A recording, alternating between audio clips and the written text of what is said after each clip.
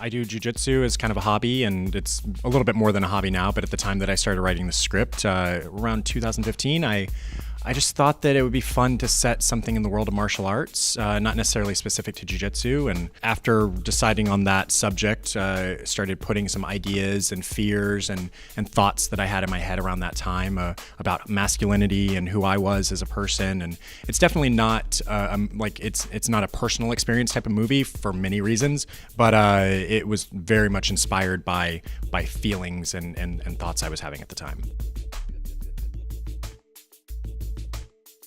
The movie's not exactly presenting totally naturalistic characters, so he's not like the kind of movie archetype of the depressed guy looking for something in his life. He's kind of more representative of a certain kind of, almost like a child in need of something, but not depressed or self-aware enough to realize what that might be.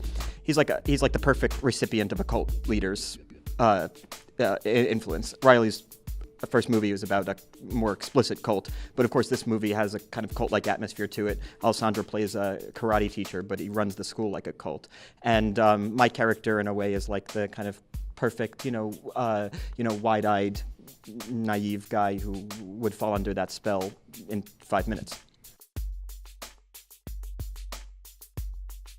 Yeah, that was so exciting for me, and when I read the script I absolutely loved it, but I felt the ideas were very subtle too. It wasn't sort of like slamming a message in your face, just other things. But it's really, really exciting to come across that kind of part, and she wasn't like an idea, she was a person, and full of rage, and it was sort of, she was boiling over, it was really cool to get to play somebody who was seemingly that calm, but in great pain. And getting to learn all the karate, and it was very cathartic as well to do this film and just really get to sort of throw some crazy, I wouldn't say it was jiu-jitsu, I was doing karate, some crazy moves. You're the only character with the chokehold. You go to the mat, right? Yeah, I do. I go to the mat. I think you took on every martial art. Yeah, I did.